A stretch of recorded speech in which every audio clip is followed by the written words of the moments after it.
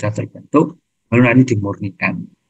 Nah, setelah murni didapatkan senyawa ini, baru dilakukan reaksi eterifikasi ya. Di sintesis ether Williamson biasanya menggunakan suatu basa ya, basa yang relatif kuat. Tapi kalau OH ini posisinya dia fenolik, maka ya sesungguhnya ini sudah sifatnya asam. Jadi tidak perlu basa yang kuat sekali. Saya punya pengalaman ketika S3 itu fenolik kayak gitu, mau eterifikasi bentuk ether juga itu hanya pakai basa lemah K2CO3 itu bisa.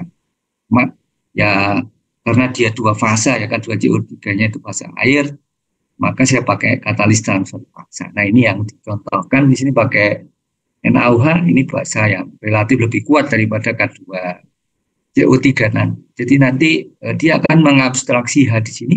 Nah kenapa hanya ini sifatnya asam? Karena kalau hanya ini lepas itu dia relatif stabil karena stabilisasi dari resonansi. Silakan dicoba. Ini jadi O negatif ya. O negatif itu namanya fenoksida, dan fenoksidanya ini akan bisa pindah-pindah gitu, mengalami resonansi. Jadi negatifnya nggak melulu terkonsentrasi di satu titik di O negatifnya, tapi dia bisa pindah ke izin aromatisnya. Nah itu disukai, sehingga sifatnya dia disebut asam karena kalau di hanya atau di sulfurgianya itu akan memberikan struktur yang relatif lebih stabil daripada kalau H nempel di oksigen. Ya, ini bisa diabstraksi pakai NaOH. Nah ini jadi O negatif. Ketika O negatif maka ya dia sudah perannya sebagai nukleofil tadi. Nukleofil suka sama inti bermuatan positif, berarti dirinya sendiri itu bermuatan negatif. Dan konsekuensinya itu dia akan bisa menyerang ke sini. Kemudian Cl-nya lepas. Nah tentu saja saudara akan berpikir, Pak itu kan OH-nya itu kan juga nukleofil. Ada nggak kemungkinan dia menyerang ke karbonilnya seperti itu? Ya kalau dipikir-pikir ya bisa jadi. Tetapi relatif susah ya. Pasti memilih ke Cl. Ke C yang ada Cl-nya ini karena Cl relatif pergi yang relatif lebih bagus daripada OH-nya. Dan kalau masuk ke sini kan nanti jadinya ester. Nah, itu susah. Nah, yang mungkin jadi pertimbangan selanjutnya adalah masuk ke sini juga relatif susah karena di sini strukturnya bahagi ya, nomor luar. Jadi lebih prefer atau memilih ke sini untuk bisa menjadi molekul target yang nomor 33. Baik, ini contoh awal aja. Jadi yang dicontoh-contohkan di sini itu sebenarnya ilustrasi. Kalau ketemu kasus 1,2 diskoneksi yang karbonil, saudara bisa melakukan cara yang seperti ini. Nanti tinggal dicari reagen yang ada dijual di pasaran itu yang apa, nah, itu yang dipilih. Kalau orang organik murni kayak organik sintesis murni kayak gitu, itu nggak berpikir yang lain-lain gitu. Pokoknya jadi rendemennya bagus, ya udah beres. Di atas 80% misalnya rendemennya udah senang. Tapi kalau orang berbasisnya itu green chemistry misalnya, ya harus mendesain supaya reaksinya ini mengikuti 12 prinsip green. Seperti itu. Nah, kemudian ini contoh yang lain ya. Ini terbentuk ether juga, tetapi ini posisi alfanya dari yang karbonil ini ya. Ini di sini ini bisa juga digantikan dengan R. Kemudian yang di sininya dari anion karboksilat ya. Karboksilat tinggal R-nya ini apa itu bisa dipilih. Nah seperti ini itu juga bisa dilakukan, tapi pada prinsipnya sama. Nah tinggal reagen ini itu bisa. Nah, mungkin saudara akan berpikir lagi, ini bisa nggak misalnya kalau dipikirkan di sini dari yang paling sederhana misalnya aromatis. Ini kan pengarah meta ya, kalau masukkan di R itu relatif susah. Dan pengarah meta itu masuknya ke sini. Itu perlu dipikirkan kalau R yang kemungkinan diambil sehingga nanti bisa ke posisi paras. Nah, Ini kalau ingin lebih sederhana lagi, tetapi ini kalau dituliskan 35 gini berarti ini ada kemungkinan ada yang jual. Ini tinggal menyerang ke sini, ini lepas seperti itu.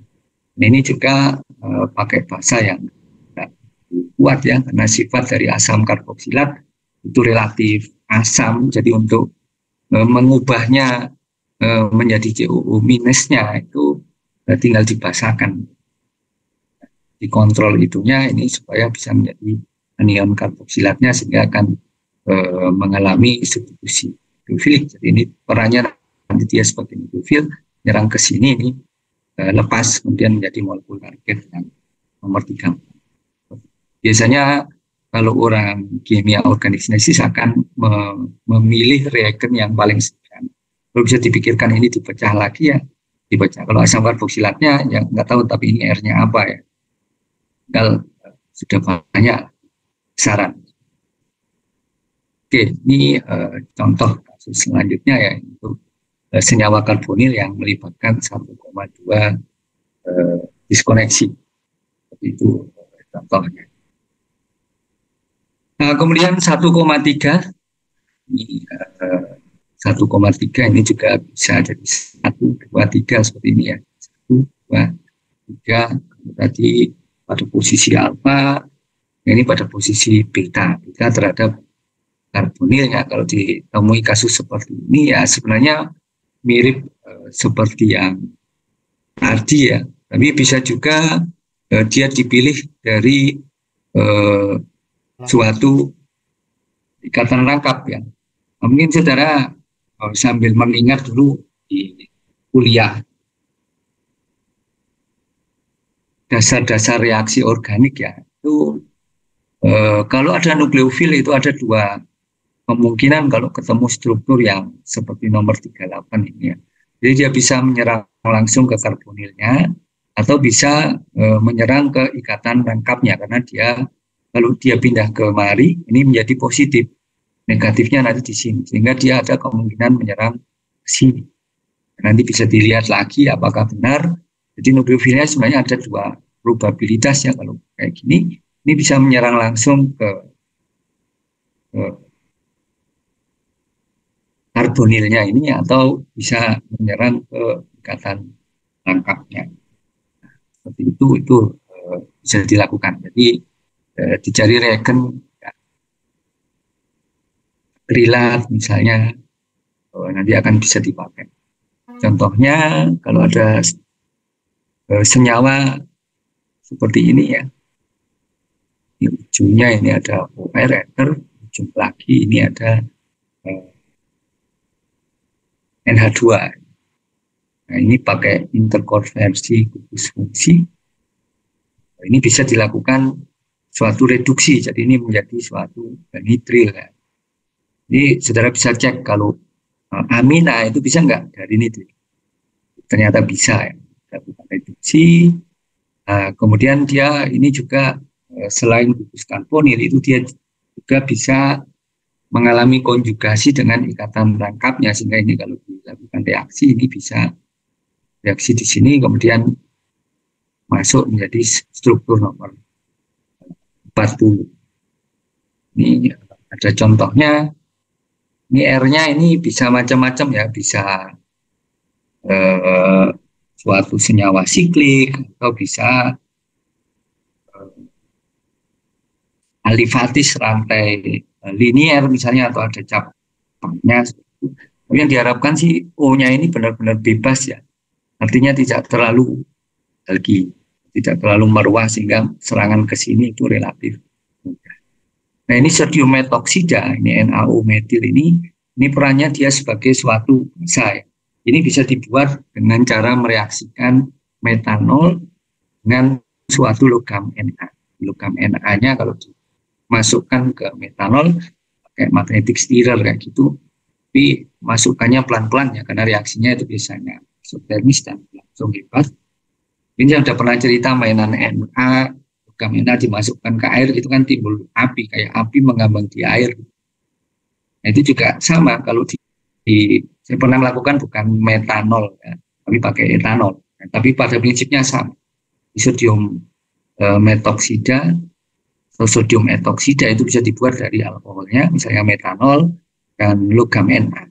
Dan ini harus dipastikan bahwa metanolnya itu kering. Kering itu artinya dia harus bebas air. Tadi yang saya cerita saya buat dari sodium etoksida dari etanol itu saya keringkan dulu. Ini cara ngeringkan etanol gimana ya? Ditambahkan zat yang kira-kira bisa menarik air dengan bus. Nah, tidak sekedar ini kalau saudara di lab pakai natrium sulfat anhidrous itu kurang. Nah, ini saya misalnya pakai molekular sieve itu bisa ditambahkan, dibiarkan dingin itu beberapa saat. Nah, kalau sudah itu baru nanti dimasukkan etanolnya. Karena kalau ada air sedikit itu nanti dia susah terjadi berbentuk sodium metoksida. Ini di sini, jadi ini dia perannya basah, ini menjadi O negatif, bisa menyerang ke sini. Nah, kalau sudah terbentuk seperti ini baru bisa dilakukan hidrogenasi ya, katalisnya sodium Al2O3.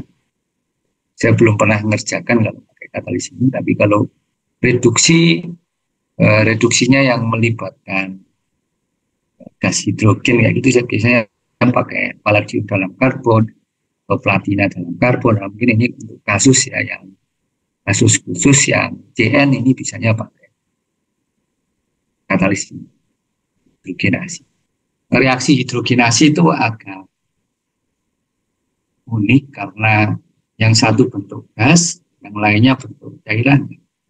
Itu kadang bisa menggunakan setting reaktor khusus, misalnya kalau di sini yang punya reaktor khusus itu WITRI, itu alatnya komplit, ya, sendiri reaktornya.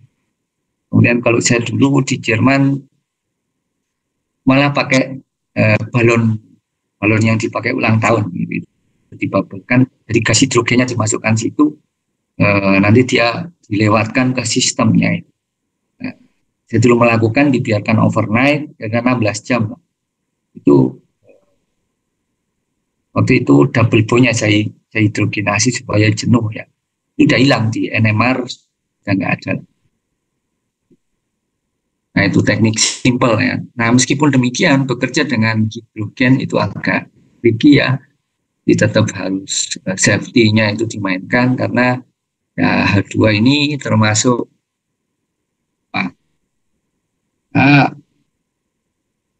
mungkin saudara pernah melihat dikembangkan Toyota Ira, bahannya hidrogen kan dia kendala di penyimpanan hidrogennya, tidak ada karena ada sesuatu, misalnya ada tabrakan. Nah, ini juga sama. Ketika saya di Jerman dulu, kebetulan gas hidrogennya itu tersedia di lantai keller itu, bawah tanah ya, di bawah tanah kayak gitu. Itu saya harus ngambil ke sana ya, harus ekstra hati-hati. Di bawah sendiri, kemudian tabungnya dinaikkan ke atas, ada lift khusus barang kayak gitu. Ini kalau di sini sudah nggak begitu, karena sudah disettingkan ya, ada gas-gas tertentu. Cuma di lab ini kalau saya amati safety-nya masih kurang kalau saya merem. Misalnya kemarin yang dari Jerman yang mengakreditasi ASEAN itu datang ke sini ya bisa kena kami. Tapi seandainya yang Jermannya itu datang ke sini ya pasti labnya saya sesuaikan kondisi seperti safety yang ada di Jerman. Jadi harus dirantai gitu ya, supaya nggak guling atau jatuh. Kan kalau pas reaksi guling kayak gitu kan bahaya. Oke. Itu bekerja dengan hidrogen. Ini biasanya karena katalisnya itu hidrogen ya, dipakai katalis hidrogen. Mungkin saudara bisa membayangkan bahwa senyawa nitrilnya ini dalam larut organik, gitu ya. Dalam larut organik, kemudian katalisnya katalis hidrogen. Kemudian yang satunya lagi pakai gas hidrogen dibabelkan di situ, kan di situ. Nah itu kalau di stirrer biasa itu relatif ya susah.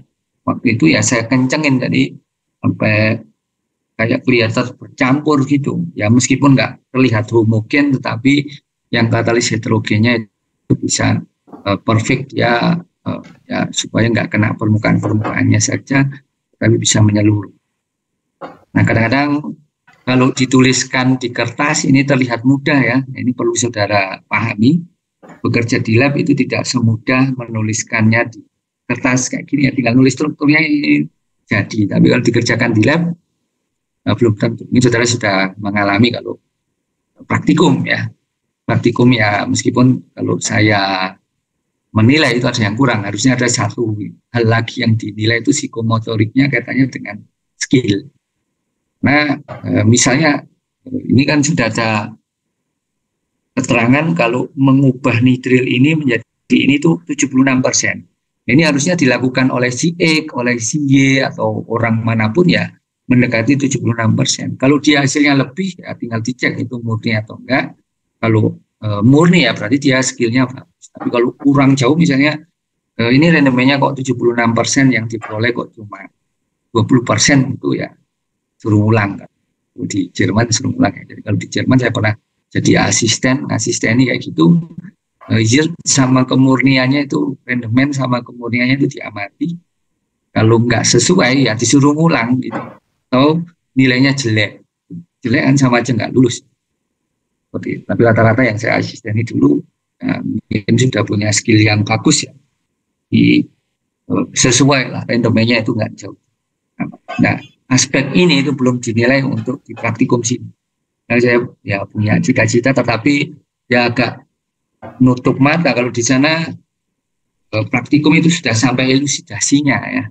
Misalnya kayak gini nih dibuktikan pakai NMR itu dan nggak perlu antri ke FTIR itu buktikan benar. Nah, kalau dia sudah murni rendemennya dihitung itu sudah benar ya sudah kami percaya. Misalnya kalau di sini kan ya NMR aja sekarang rusak. So kalau FTIR harus antri dulu, kecuali nanti janjian sama operator. Nah seperti itu ya. Jadi kadang-kadang yang tertuliskan di kertas itu tidak semudah yang dibayangkan. Tapi kalau saudara punya skill yang bagus dan kerjanya benar, reagennya juga murni, insya Allah tidak ada masalah seperti itu. Nah, kemudian yang lain ini ada penggunaan asetal ya. Asetal ini termasuk biasanya dipakai sebagai bus pelindung. 1,1 disconnectionnya ini sebagai asetal, ini 1,3-nya. Ini kalau dilihat ini dari aldehidnya ya. Aldehid direaksikan dengan di sini bisa pakai alkoholnya ya. Bisa pakai alkohol, etilen glikol misalnya, strukturnya kayak ini. Ini untuk melindungi ininya, baru ini buat seperti ini. Jadi ini aldehid kalau direaksikan dengan air, mungkin saudara akan ingat belajar lagi ya. Markovnikov atau anti Markovnikov mungkin saudara ingat ya, kalau dia prosesnya polar, adisi HBr terhadap ikatan rangkap itu dia mengikuti Markovnikov ya. Tetapi kalau di situ ada radikalnya, maka mengikuti anti Markovnikov. Nah, seyogianya ini dilakukan secara Markovnikov ya, berarti reaksinya adalah reaksi polar. Nanti dicek lagi sambil mengingat. Memang ilmu atau kalau saudara belajar reaksi organik itu kalau lama nggak dipakai itu ya ada lupanya ya, namanya manusia ada lupanya. Tapi kalau saudara buka lagi, yang dimaksud Markovnikov itu hanya akan mengarah ke ya. Jumlahnya itu lebih ini ya, lebih banyak. Oke, nah ini setelah masuk baru ini direaksikan pembentukan asetal, nggak akan diperoleh struktur seperti ini. Ya, molekul target nomor 41 ini bisa aldehid yang nomor 42 ini ada di pasaran, kemudian memasukkan HBr ini juga relatif mudah. Kemudian sintesis asetal yang ini menggunakan katalis asam ini juga relatif tidak susah ya. Dan ini reaksinya sebenarnya dapat balik ya. Kalau sudah terbentuk asetal seperti ini di cleavage lagi, nanti dia akan balik menjadi aldehyde.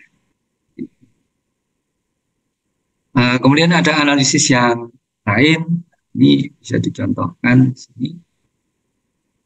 Ini bisa diputus seperti ini berarti nanti esterifikasi ya, gampang.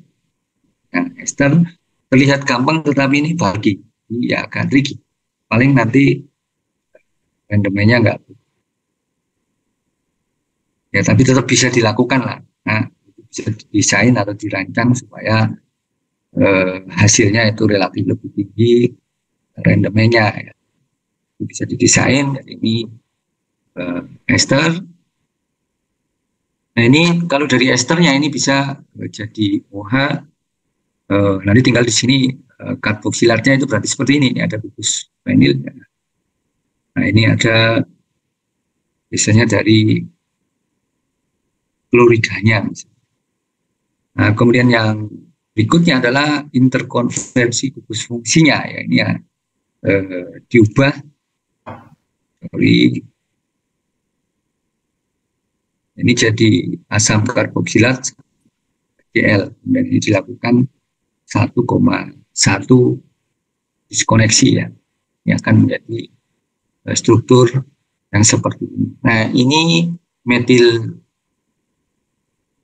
akrilat seperti ini nih tersedia, tinggal nyari.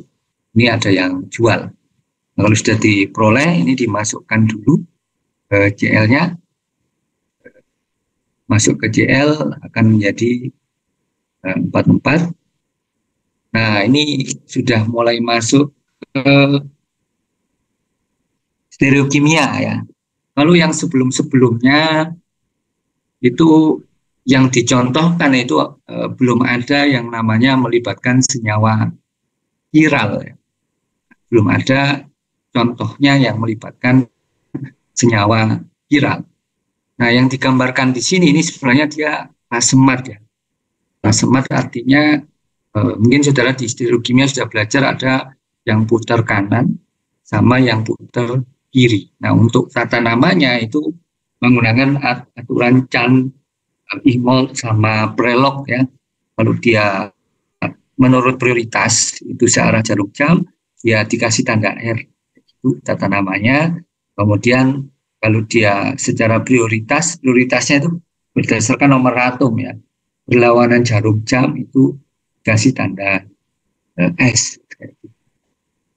Nah, yang dilakukan di sini ini terbentuk 44 ini, tetapi dia masih campuran rasematnya. Jadi kalau memasukkan HCl ke sini, ini H sama Cl-nya masuk ya.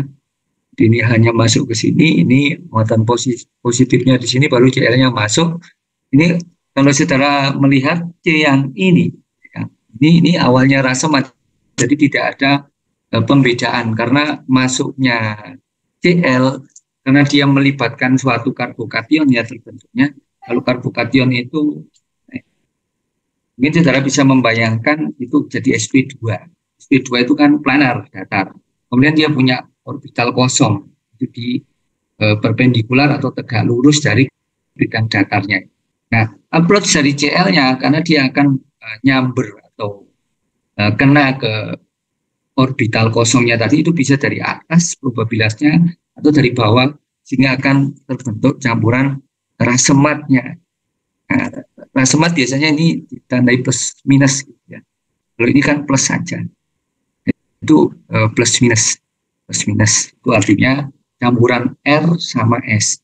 Nah, probabilitasnya sama kalau tidak ada dilakukan pemisah. Nah, ini yang dilakukan adalah pakai resolusi. Jadi ada teknik pemisahan kiral, ada banyak teknik ya. Nah, salah satu tekniknya itu namanya resolution. Resolution ini bisa menggunakan reagen yang kiral juga, misalnya ini pakai quinin ya. Nah, ada banyak teknik sebenarnya bisa dipisahkan pakai kolom. Misalnya kolomnya itu memang dia kolom kiral, itu bisa cara yang pertama. Kemudian cara yang lain itu bisa digunakan cara derivatisasi. Kemudian ada cara resolusi, ada banyak yang nggak akan saya bahas di sini. Tetapi yang perlu saya garis bawahi, ada kalanya suatu sintesis itu harus memperhatikan kiralitas dia. Nah, kenapa kok kiralitas dia itu diperhatikan? Nah, ini mungkin saudara harus membaca ke teksnya ya. Eh, Senyawa target molekul plus nomor 43, ini kalau seandainya dia senyawa obat, maka kalau diinginkan seperti ini itu, maka konfigurasi dalam 3 dimensinya itu harus seperti ini. Nah, kenapa? Nah, obat itu biasanya targetnya itu ke protein atau ke yang atau tertentu di tubuh kita ya, dan itu melibatkan posisi dia secara 3 dimensi. Nah, ada kalanya tertentu, misalnya ini yang diinginkan yang plus ya. Nah, ada juga yang min gitu. Nah, yang min itu berarti dibalik ya. Jadi hanya mungkin di depan, CL-nya di belakang. Ini kan hanya di belakang, CL-nya di depan gitu ya. Nah, itu dibalik. Kalau dibalik ini berarti yang min atau kebalikannya. Nah, suatu obat itu ada yang bekerja nggak memandang kiralitas, itu ada senyawa targetnya, tetapi ada juga yang memandang kiralitasnya. Jadi dia hanya aktif kalau konfigurasinya itu sesuai. Gitu. Misalnya yang plus yang aktif. Nah, saudara bayangkan kalau seandainya langsung dipakai yang nomor 44, diproses langsung tanpa resolusi seperti ini, ya tetap bisa. Tapi nanti ini hasilnya adalah plus minus. Plus minus artinya dia campuran. Nah, problemnya kalau ini tetap dipaksa misalnya diminumkan ke pasien yang punya target kayak gitu, yang aktif kan plusnya aja, yang minus enggak. Berarti yang minus itu tetap terkonsumsi di tubuh, entah lewat oral atau lewat suntik, apa sih nanti dia ke targetnya itu harusnya dosisnya itu bekerja yang plus saja, tetapi karena dia campuran ada plus minus, berarti kan efektif hanya 50%-nya saja. Nah, problemnya apa? Kalau dia nggak ada toksisitasnya, nggak ada masalah. Ya mungkin harusnya sekian itu 2 kalinya, karena itu kan cuma 50%. Nah, tapi karena ketinggian dosis itu juga ada pengaruh ke toksisitasnya, efeknya apa? Nah, efeknya nanti ya gimana ya, saya punya pengalaman agak unik itu ketika saya S2. S2 saya dulu bikin mengusulkan 3 proyek. Salah satunya itu ingin membuat turunan antibiotik, kelasnya itu nama dagangnya itu C915. Sama supervisor saya itu diingatkan, kamu jangan ngambil tema ini gitulah. Kenapa? Ini kan bagus antibiotik. Terus beliau bilang, saya nggak mempublish, tapi saya meneliti bahwa antibiotik ini aktif, ya aktif, tapi toksisitasnya tinggi. Jadi kalau dicobakan ke mencit atau ke tikus gitu, ya mikrobanya atau bakterianya yang misalnya Streptococcus aureus atau apa gitu, mati dia. Tapi hewan ujinya ya mati. Nah ini kan konyol. Bakterianya mati, hewan ujinya mati karena itu tadi toksisitas. Nah, di dalam merancang suatu obat itu kadang diperhatikan juga yang namanya viralitasnya ini. Karena apa? Kadang kalanya yang dia yang aktif itu dengan konfigurasi tertentu, yang lainnya enggak. Tapi ada juga obat yang enggak memandang, entah itu rasemat atau murni yang konfigurasinya R atau yang murni konfigurasinya S saja yang aktif itu beda-beda. Nah, itu tergantung reseptornya ya. Jadi interaksi ke sana. Jadi nanti kalau saudara bersinggungan misalnya bekerja di laboratorium, ada kaitannya dengan farmasi, ya ini harus diperhatikan dan ini penting. Nah, kenapa obat itu jadi mahal? Kalau diperoleh 4 langsung diproses kayak gini kan nggak perlu resolusi. Nah, resolusi itu membuat reagen viral, kemudian membuat kolom, misalnya kolom kromatografi, sediamnya harus kolom kiral, itu kan nggak murah. Nah, akhirnya jadi mahal obatnya. Nah, karena faktor ini, resolusi. Nanti ini kan dipakainya kan, misalnya ini rasemat kan, berarti 50% plus, 50% lagi yang min.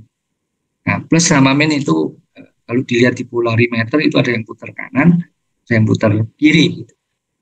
Nah, itu kan berarti sudah rugi 50% dan ditambah resolusinya pakai quinin itu jadi mahal.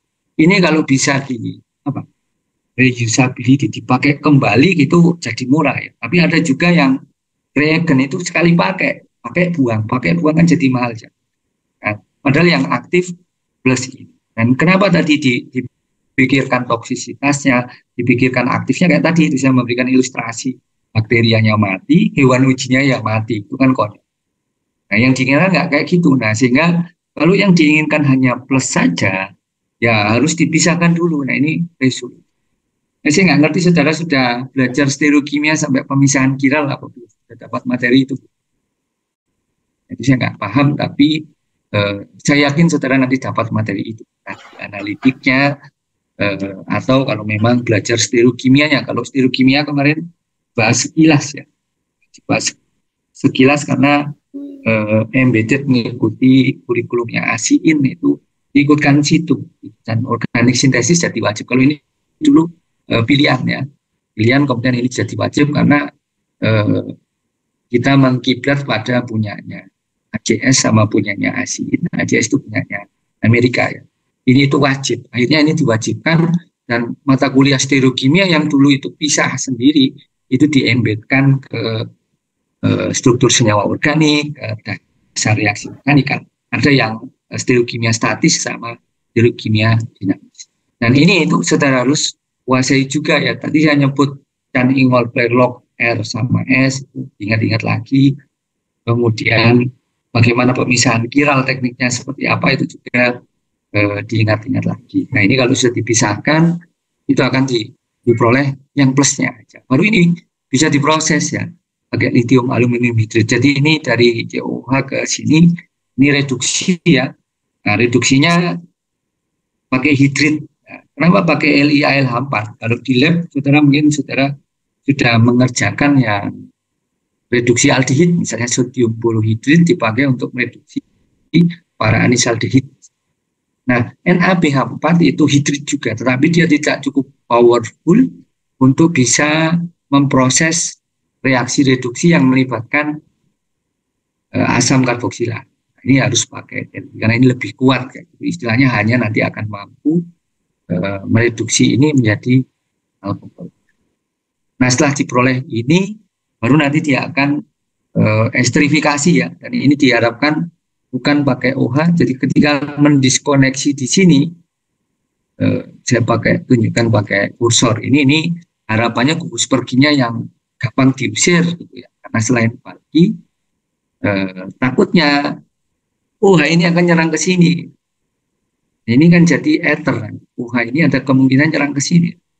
Nah, ini nanti supaya dia tidak berkompetisi ya. Nah, jadi kalau berpikir reaksi di sintesis organik itu side product itu saudara harus memikirkan. Kalau nyerang ke sini semua kayak ditulis di paper ini di kertas atau di apa ini, kalau ini contohnya kan pakai PPT ya, dituliskan di kertas kan enak mudah seolah-olah hanya ini saja. Tetapi kalau saudara lakukan diamati ya, NMR ya ada kayak gini, GCMS misalnya dia volatil tuh, kok nggak satu peak, kok ada banyak peak. Oh ternyata ada kemungkinan juga dia nyerang ke sini dengan molekul antar molekul ya. HCl lepas ini kan O negatif, itu jadi ether. Meskipun ya kalau ingin menjadi suatu alkoksi atau negatif itu rasanya sangat kuat. Nggak kuat gimana nggak bisa. Nah ini sengaja didesain CL-nya ini gugus pergi yang baik sehingga UH-nya nanti probabilitas besarnya itu akan memilih karbon-karbonil ya, sehingga akan menjadi suatu ester. Nah ini reaksi yang mudah, yang ini juga reaksi yang mudah, yang ini juga reaksi yang mudah, yang mungkin yang agak susah di sini. Saya sendiri punya pengalaman karena saya dulu bekerja di polimer. Monomer saya itu ada diastereomer, itu nggak saya pisahkan. Sama kondisi ya, spesialis supervisor saya itu bidang kimia polimer ya, tidak sampai detail ke yang namanya stereokimia. Nah, waktu itu disuruh misahkan sebenarnya, tapi saya kesulitan mencari reagen yang sesuai karena kalau baru Kalau ini mungkin saudara melihat kok tahu ini quinine, ini nyoba-nyoba ini enggak proses yang sekedar nulis quinine gitu enggak. Karena resolusi dengan reagen yang sesuai, resolusi dengan fase diam yang sesuai itu biasanya pakai trial and error. Desain yang bagus biasanya orang kalau jago sintesis, apalagi dia jago stereokimianya itu bisa menentukan, oh ini bagusnya pakai ini. Nah ini ketemu quinine ini prosesnya apa? Prosesnya panjang. Dia pasti nyoba-nyoba. Kalau langsung berhasil, enak. Kalau enggak kan, misalkan lagi, murnikan lagi, sampai ketemu yang sesuai. Nah itulah seni kalau organik ya, apalagi kalau melibatkan pikiran. Tapi kalau sudah berhasil itu ya kepuasan tersendiri. Apalagi ini punya khasiat yang menarik misalnya secara farmakologi, secara apa, khasiat dia itu sebagai obat itu bagus. Nah, ngomong-ngomong kiralitas ini tidak melulu di obat ya. Ini nanti ada hal-hal lain yang ini saudara pelajari. Kiral itu penting untuk di bidang yang lain. Misalnya ya penyedap rasa saja hanya yang L ya. Yang L mononatrium utama itu yang rasanya kayak beneran. Yang satunya enggak. Latur di saya balik-balik. Mungkin nanti saudara bisa cek. Kemudian yang lain, yang kiralitas, misalnya tadi saya nyebut buat polimer. Nah, polimernya kalau mau dibuktikan sebagai fase diam, nah itu akan bagus untuk pemisahan senyawa kira. Ada fungsi banyak dan ini penting. Tapi biasanya kalau orang organik sintesis kayak gini nih serius sekali kalau di bidang obat ya. Nah, harus sesuai dengan targetnya. Kalau nggak sesuai gimana yang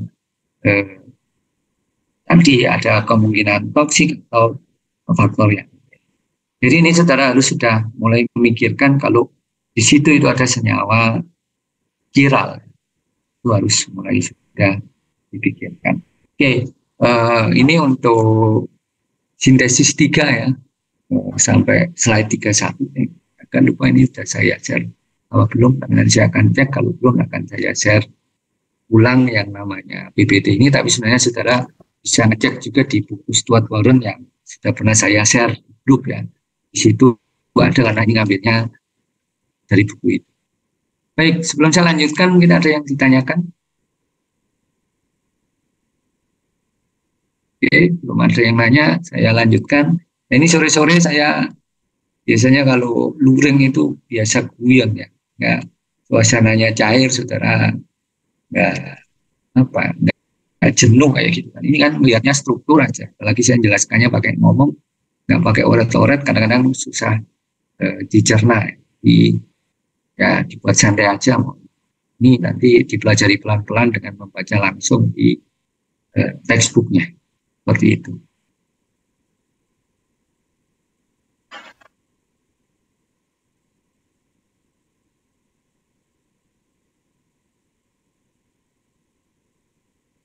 Baik, mudah-mudahan terlihat ya. Ini yang strategi yang ketiga sudah masuk sintesis 4. Jadi ini pembalikan dari polaritas. Ini pembalikan polaritas. Kemudian ada juga kaitannya dengan reaksi siklisasi ya. Ini membentuk suatu siklik ya. Mungkin nanti kalau saudara belajar di fisikal organik chemistry atau kimia organik fisik akan ketemu suatu reaksi yang namanya reaksi dari siklik ya. Situ ada sikloadisi, kemudian ada reaksi elektrosiklik, kemudian ada reaksi Diels-Alder sama kebalikannya retro Diels-Alder dan lain sebagainya. Itu akan dipelajari detail ya, karena pada prinsipnya di dalam sintesis senyawa organik itu terkadang ketemu atau harus mensintesis suatu senyawa-senyawa yang bentuknya siklik. Misalnya, dia ada banyak senyawa-senyawa obat yang akan saudara amati mengandung senyawa siklik tertentu, tidak harus lingkar 6, lazim ya. Lingkar-lingkar tertentu itu juga ditemui. Sini itu booming-boomingnya pas saya belajar anti malaria 2000 kuliah 2006 ya, 2007. Nah, itu kalau mengandalkan anti malaria yang beredar di pasaran, misalnya quinine atau Bilgina itu ya, winolin, itu sudah resist, jadi kasih obat anti malaria itu bahasa Jawanya mendeles atau nggak ada khasiatnya. Itu ketemulah artemisinin, orang mengisolasi. Kemudian boom setelah dia khasiatnya bagus itu berlomba-lomba mensintesis, dan itu bentuknya siklik ya, ya siklik. Oke ya. Jadi ini ada hubungan antara gugusnya, ini ada mungkin nanti saudara sudah dikenalkan ada 1,1 dan 1,2. Nah ini juga analog, jadi disconnection sintesisnya ini 1,3. Ini ada macam-macam ya. Ini sintonnya ini maknanya dia dalam bentuk polarnya. Di reaksi kan sambil mengingat ya, secara kenal itu ada reaksi polar sama reaksi yang radikal. Kalau reaksi yang polar itu cenderung ke arah ionik, jadi dia nanti ada pemisahan muatan, ada muatan positif, ada muatan negatif. Nah, terbentuknya positif atau negatif ini yang disebut sebagai suatu sinton ya.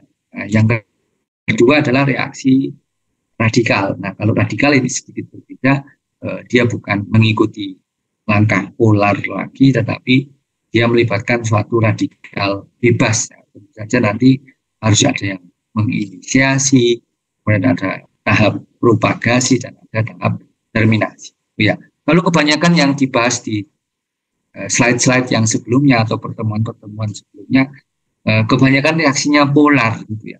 Tapi sesungguhnya saudara bisa mendesain juga reaksinya itu pakai mekanisme. Dia ada ya. Jika saya S3, saya membuat monomer, itu reaksinya yang saya pilih adalah reaksi radikal. Siapa? Ya ada yang pakai inisiator, ada yang tanpa inisiator, tetapi tetap bisa berjalan melalui radikal. Oke. Nah itu bisa dipertimbangkan juga. Nah kapan polar, kapan radikal itu sesuai kebutuhan. Di jago-jagonya atau pinter-pinternya untuk berinovasi menentukan reagen sama reaksinya. Kalau saya dididik S3 itu berpikirnya tidak hanya jadi. Dia dulu berpikir highly efisien, reaksi tapi yang efisien. Kemudian ekonomi itu diperhatikan. Ekonomi itu artinya limbahnya sendiri. Mungkin kemudian kalau bisa desain misalnya A tambah B gitu ya. Nggak ada yang berlebih, jadi dibuat equimolar. 1 mol A ditambah 1 mol B, jadi 1 mol C. Semuanya terubah. Pikir ke sana, kemudian selain itu pikirkan yang nggak toksik jalurnya, karena kalau bekerja, saya sendiri kalau membimbing misalnya reagennya tahu toksik itu saya nggak bolehkan. Bolehkan karena ya, risiko ya. Nah, meskipun kalau saudara ngeyel kan, saya kan orang kimia Pak, harus tahu handling senyawa meskipun itu dia toksik. Jadi kalau saya belajarnya manajemen risiko yang saya sudah pernah cerita. Teman itu meninggal ya bekerja di lab itu kan, daripada ada risiko ke sana mending dari reagennya yang aman ya. Jadi ini bisa beberapa cara. Positifnya ini di 1,1 langsung. Ini contohnya ini gugus karbonilnya ini ya, ini misalnya suatu keton kayak gitu ya. Ini reagennya seperti ini, atau kalau 1,2 ini di sini, ini contohnya adalah bisa suatu oksida, bisa suatu karbonil kayak tadi ya, yang dihubungkan pada posisi alfanya dengan suatu halogen, itu juga bisa dipakai. Kemudian yang 1,3 ini bisa seperti ini, tapi sebenarnya ini tadi nggak saya terangkan ya. Alternatif lain ini kalau dipasangkan di sini itu Cl, halogen misalnya, itu juga mungkin ya. Asal reagennya ada aja. Asal reagennya ada. Karena kadang untuk mendesain pada posisi yang nomor 3 ini juga relatif. Ya kadang ada yang jual, kadang ada yang tidak. Kalau enggak kan berarti harus mendesain ulang. Tetapi kalau pakai double bondnya ini secara langsung itu juga boleh. Tapi alternatif ke sana itu boleh juga karena muatan positifnya ini, sinton positifnya ini bisa juga kayak analog seperti yang 1,2 disconnection ini. Jadi dia dari situ kemudian akan lepas ya. Itu alternatif lain yang bisa diperoleh. Di kembalikan polaritas ya seyogianya lah. Kalau di sini ini cenderung elektrofilik ya, jadi ini positif seperti ini. Kemudian yang ini karena dia gugus pergi, gugus perginya ini ngambil elektronnya, nanti elektron negatif. Dia pergi itu sambil ngambil elektronnya sehingga jadi kekuatan positif.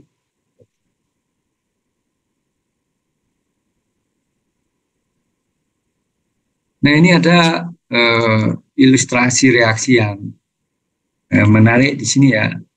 Mudah-mudahan di sini terlihat jelas, kelihatannya nggak begitu bagus ya. Saudara bisa ngecek langsung kalau saya share PPT-nya atau melihat buku secara langsung ya. Ini kalau dilakukan mengaktifkan dari gugus atau elektrofilitas karbonilnya, ini bisa dilakukan dengan menggunakan suatu asam treatment dengan asam ya. Fungsikan dia nanti ya biasanya difungsikan sebagai katalis. Ini kalau dia ngambil, nah ini nanti dia bisa berpindah ke sini. Nah ini dia perannya itu bisa sebagai suatu elektrofil, jadi mengaktifkan dia supaya bisa menjadi suatu elektrofil, dan nanti elektrofilnya akan bisa masuk ya. Cara yang seperti ini bisa. Kemudian cara yang lain, kalau ingin membuat reagen yang ini, kalau ingin membuat reagen yang epoksida sama halokarbonil itu bisa dengan cara yang seperti ini ya. Nah, seperti ini bisa dilakukan di plus, ini dapat balik sini, ambil, kemudian ini lepas lagi, ini halogennya bisa di sini.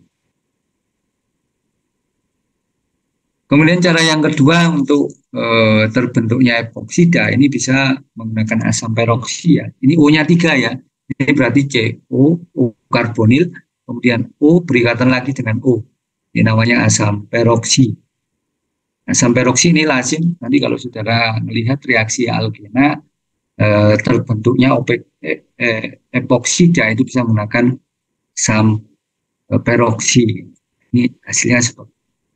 Nah, selain menggunakan asam peroksi itu bisa juga pakai cara yang lainnya, misalnya pakai H2 atau bisa juga pakai enzimatis, misalnya pakai novozyme. Saya pernah melakukannya. Double bondnya itu dibuat epoksida itu dengan cara enzimatis. Itu juga ada ya. Jadi tidak melulu yang seperti ini, teknik yang lain itu juga bisa dilakukan. Nah ini contohnya MCPBA ini namanya, carbobenzoic acid. MCPBA ini lazim dipakai untuk membuat suatu epoksida. Jadi ingin membuat epoksida itu caranya seperti ini. Ya karena apa ini harus dibuat? Karena biasanya kalau nyari secara komersial langsung bentuk epoksidanya ini jarang. Nggak tahu, saya belum pernah menggunakan ya. Jarangnya kenapa? Karena cincin lingkar 3 epoksida seperti ini itu dia mengalami terikan cincin ya. Terikan sudut yang harusnya itu dia 109 kalau SP3 ya, itu dipaksa jadi 60. Saudara bisa bayangkan dia terterik sekali. Kalau dibuat in situ disiapkan fresh itu langsung bisa direaksikan. Tapi bayangkan kalau disimpan lama ya ada probabilitas dia nanti akan, misalnya ada uap air sedikit, jadi dia akan membuka menjadi atau campuran asam sedikit. Nah, dia juga akan membuka menjadi diolnya. Ini harus disiapkan fresh. Nah, caranya bisa seperti ini. Nah, MCPBA senyawa yang ini nomor berapa ya? Ini 7 atau berapa? chloroperoxylic acid panjangnya. Ini lazim dijual di pasaran dan biasa dipakai untuk membuat epoksida. Jadi ini cara. Nah kalau nggak mau pakai asam peroksi, pakai apa ya tadi? Kayak enzimatis. Nah karena saya dulu bekerjanya itu biasa pakai safety. Ya mungkin MCPBA itu dianggap lazim untuk orang organik sintesis. Tapi di kami itu lebih memilih kondisi yang lebih mild dan nggak toksik kayak gitu, yang relatif aman jika dipilih pakai jalur enzimatis seperti ini. Ini diperoleh, nah ini jadi reagennya. Nah ini ada contohnya analisisnya ya, ada senyawa seperti ini, ada PR, nah, ini seperti ini, nah ini bisa dominasi, ya. Dominasi, kemudian ini pengarah ortopara ya, ini pakai reaksi asilasi Friedel-Crafts. Nah, ini asilasi Friedel-Crafts memasukkan asil ini ke aromatisnya. Reaksinya substitusi elektrofilik untuk yang kedua. Nah, yang perlu diperhatikan di sini ini kalau ini dominasi, ini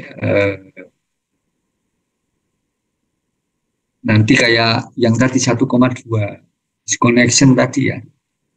Nah, cuma ini dipikirkan bagaimana cara dominasinya. Hasilnya itu seperti apa, dipikirkan. Nah, setelah terbentuk seperti ini, mungkin saudara akan berpikir yang dipotong yang atau yang ketonnya ini ya. Kalau dipotong ketonnya, ini pengarah ortopara, berarti sudah benar. Ini bisa masuk ke sini, bisa masuk ke sini. Tetapi kalau yang dipotong BR-nya, nah ini pengarah meta, nanti dia BR-nya masuk ke sini. Nah, ini juga BR masuk ke ini orto ya, sorry, ke sini. Dia ada probabilitas ke sini. Padahal yang diinginkan posisi para, sehingga ya kalau ingin memutus yang benar ini menggunakan bromobenzena ya. Jadi pakai ini pengarah ortopara. Nanti yang diperhatikan kalau dilakukan step yang satu ini, jadi bromobenzena ini direaksikan dengan hasilnya ini ya, kayak katalis AlCl3, asilasi Friedel-Crafts. Ini saudara bisa ngecek di reaksi aromatis yang pembentukan gugus asil. Kan ada alkilasi Friedel-Crafts, ada asilasi Friedel-Crafts. Ya. Nah, ini yang dipakai adalah gugus asil ya. Asil nggak akan masuk seperti ini pakai katalisnya AlCl3. Nah, dia sudah masuk ini. Nah, yang perlu diperhatikan di sini ini berapa? 79%.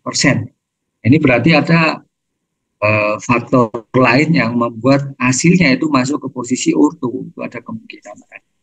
Kemudian seperti itu ya. Nah, kalau seperti ini gimana ya dipisahkan? Harus memurnikan yang isomer orto dengan isomer parahnya itu dipisahkan karena yang diinginkan posisi parah. Jadi dipisahkan, kalau sudah dipisahkan, nah misalkannya gimana ya, tergantung sifat dia. Kalau polaritasnya mirip ya nggak bisa pakai. Ini pakai kromatografi kolom gitu nggak bisa. Polaritasnya mirip. Kemungkinan ya kalau titik putihnya jauh atau tergantung dia seperti apa. Ini bisa pakai cara distilasi ya, pakai teknik yang lain. Gitu. Nah kalau sudah masuk baru ini dimasukkan brominasi dan masuk BR2 supaya dia bisa masuk ke sini ya. Ini baru dia akan masuk.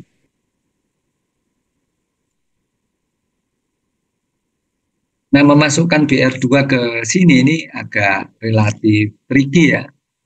Ini seperti ini ya, elektrofil ya.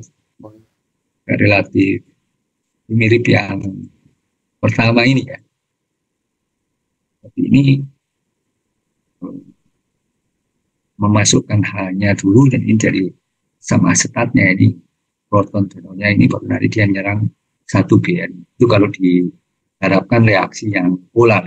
Tapi saya berpikir juga gimana kalau melalui mekanisme radikal, karena ini BR2-nya Itu juga bisa diubah menjadi radikal, misalnya ditambahkan hidrogen peroksida atau kayak tadi atau ditambahkan inisiator tertentu sehingga dia menjadi BR radikal, dan harapannya itu masuknya ke sini. BR radikal masuk ke aromatis itu relatif susah ya, tapi kalau masuk ke sini itu bisa. Cuma problemnya itu nanti bisa mengontrol, memastikan yang masuk satu BR, itu yang susah. Karena kalau sudah masuk satu BR, ini kan dia masih punya dua hal, itu bisa tergantikan juga jadi dua BR atau tiga-tiganya BR. Nah, itu yang susah kontrolnya, sehingga yang paling aman di jalur dipilih jalur yang ini. Jadi saudara punya teknik mengontrol supaya kalau pakai mekanisme radikal hanya masuk ke sini, itu lain cerita. Tapi saya rasa susah ya, karena radikal itu susah untuk dikontrol.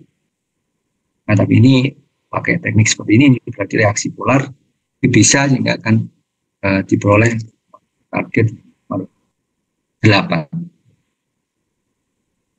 Jadi halusinasi suatu keton ya, itu bisa dilakukan. Nanti bisa dicek aja reaksi-reaksi yang melibatkan keton. Kalau halusinasi itu seperti apa? Saudara bisa ngecek.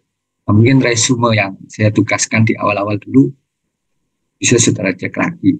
Mungkin keton halusinasi.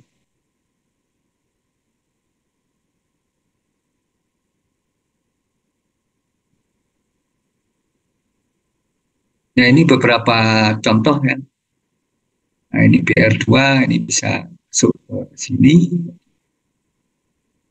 Ini juga masuk ke sini. Mungkin saudara bertanya, ada probabilitas nggak masuk ke sini? Kalau lewat radikal, iya. Tapi kalau lewat reaksi yang seperti ini, itu dia prefer ke sini ya. Prefer ke sini karena ikatan rangkap karbonilnya itu membantu dengan mekanisme yang seperti ini. Jadi ini nanti akan berperan sebagai suatu nukleofil ya, ikatan rangkapnya itu berperan nukleofil kemudian menjadi elektrofil. Kemudian saudara bertanya lagi, Pak, kan Cl atau Br, kalau ini kasusnya Br kan cenderung negatif, Pak. Khusus Br2 atau Cl2 itu dia nyebutnya banji. Itu gimana? Dia bisa berperan sebagai Br positif sama Br negatif. Nah, contohnya mungkin nanti saudara bisa ngecek di reaksi alkena. Kalau dia melibatkan Br2 itu membentuk jembatan titian Br, itu nanti Br yang di situ itu Br positif yang diambil. Nah, ini kasusnya sama. Jadi kalau yang di sini tadi, ini yang diambil adalah BR positif, berarti BR yang satunya kan ada dua BR, menjadi BR negatif. Jadi pengecualian karena dia keelektronegatifannya sama untuk kasus X2, misalnya BR2 atau CL2, itu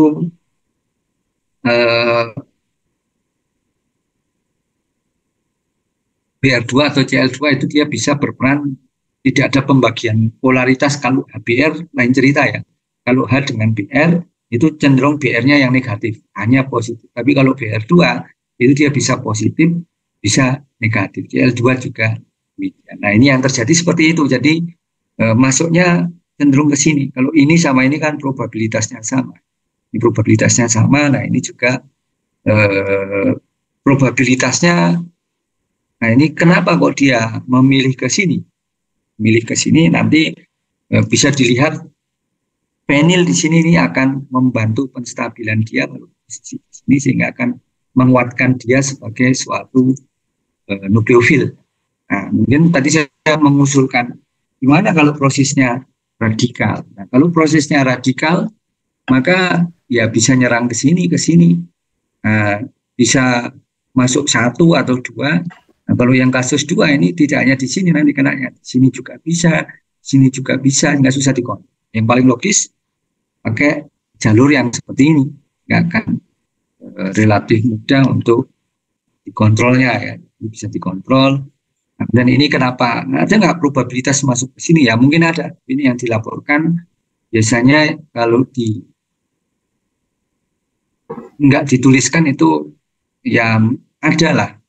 Cuma berapa persen itu masuk mari gitu, tetapi disukai di sini karena ada bantuan gugus vinilnya ini yang akan bisa membuat karena dia kan terkonjugasi ya, konjugasi ini rangkapnya nanti di sini, konjugasi ke sini sehingga dia akan menjadi lebih nukleofil seperti itu. Nah, akibatnya apa? BR-nya akan mengarah ke sini. Itu yang perlu diperhatikan ya. Tapi tetap probabilitas ke sini itu ada. Nah, nanti tinggal dicek hasilnya. BR-nya itu di sini atau posisi alfa yang ini, yang tengah-tengah ini, atau yang alfa yang sini. Gampang ngeceknya pakai ini. Dan berpikir lagi, kalau dia masuknya di sini, ini yang diinginkan kiral atau tidak, ini sudah harus pikirkan.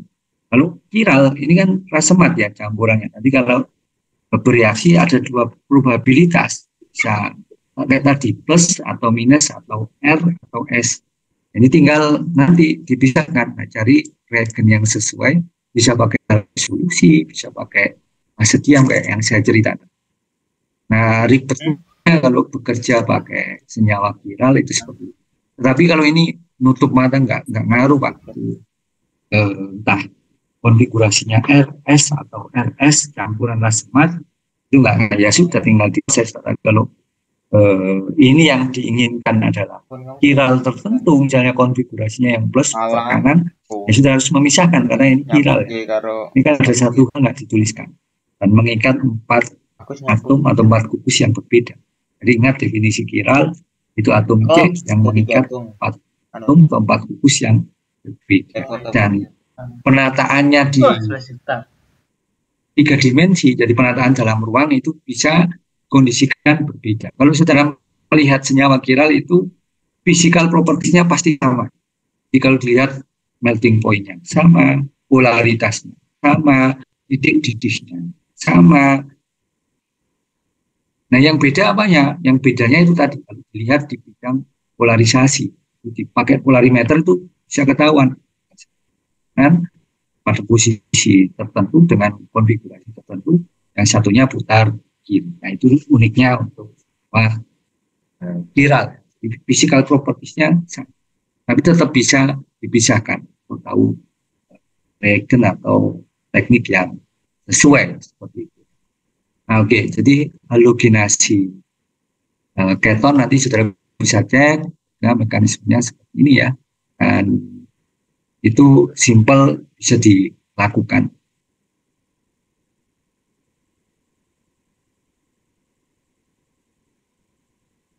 Nah, kemudian yang lainnya ini ada halogenasi dari suatu asam ya. Ini contohnya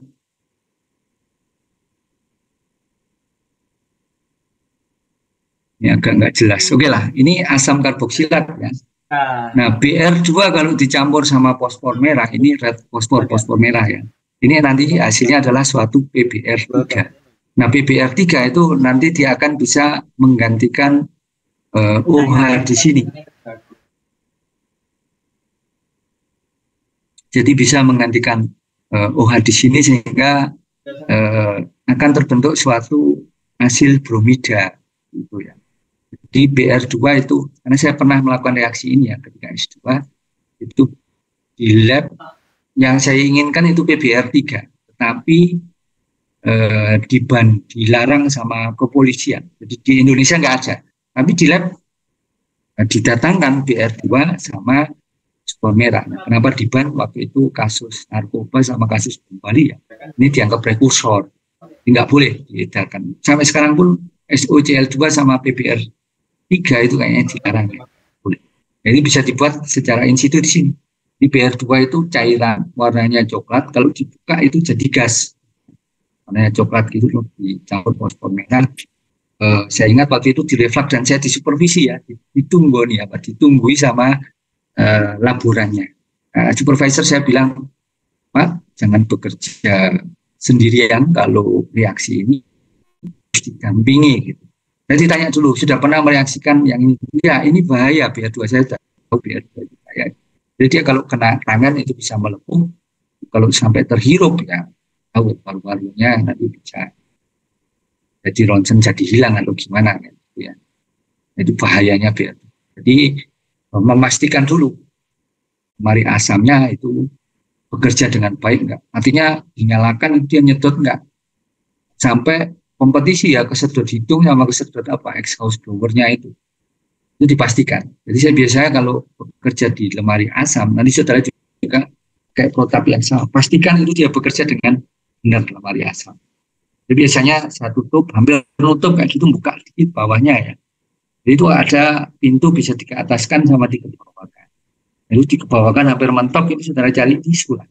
Tisunya ditaruh situ. Kalau tisunya itu ketarik, nanti nyedotnya kuat. Tisu aja ketarik, insya Allah kalau uap ya ketarik, gitu. Ketarik keluar nggak gitu. Dan teknik yang kedua itu bekerjanya, ya ini diturunkan sampai batas hidung saudara itu nggak sampai ke sana gitu. Jadi ya kalau ketarik, tarik ke sana. Nah, itu ya safety juga saya sisipkan kalau di kuliah, karena ini saya pernah mengerjakan dan bahaya. Nah ini salah satu teknik yang biasa dan ini juga dibuatnya in situ ya, nggak bisa sintesis banyak yang saya saudara simpan. Nah kenapa? Karena ini gugus pergi yang baik. Ini pasti kalau nyimpannya nggak benar, itu jadi asam karboksilatnya lah. Nggak disuruh pun, nggak direaksikan pun seperti itu, karena ini gugus pergi yang baik. Ini sudah terbentuk seperti ini nih, direaksikan lagi. Ini kayak reaksi yang tadi ya, BR2 ini direaksikan ini.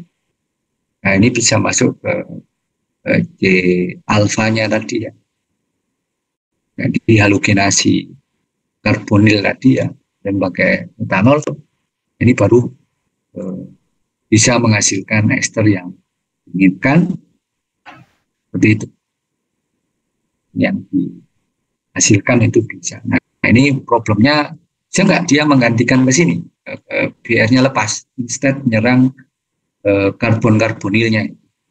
Ya tipis ya, karena ini besar, ini besar, ini besar. Jadi dia mau nyerang ke sini tuh relatif susah, terhalangi oleh 3 gugus besar. Tapi kalau nyerang ke sini, BR-nya ini sama-sama gugus pergi yang baik, tapi lebih baik yang di sini.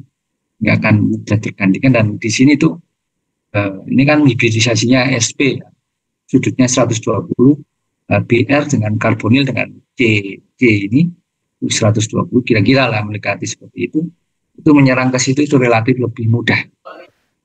Jadi ingat, stereokimia diperhatikan, bahagia atau tidak, jangan berpikir ini atomnya besarnya sama gitu, enggak ya. BR ini besar, R ini nggak tahu R-nya apa ya, tapi ada kemungkinan besar juga, dan karbonil sama. BR-nya ini juga besar, jadi kalau masuk sini susah. Ini kan masih ada satu dia hibridisasinya sp3, itu harus diperhatikan. Menyerang, nah, jadi ester. Nah ini contoh yang lain. Ini selain pakai BR2 sama fosfor merah, ini bisa pakai POCl3 juga ya. POCl3 ini juga bisa. Nah, cuma saya belum pernah mencoba. Tapi ini juga sebenarnya bisa. Nah yang lainnya POCl3 ini bisa pakai SOCl juga. Bisa untuk hasil klorida. Ini juga bisa dilakukan secara bertahap seperti itu ya. Baik, mungkin sampai di sini ya. Sudah berapa? 52. Tahu sampai jam berapa ini? Mungkin ada yang ingin saudara tanyakan, saya persilahkan.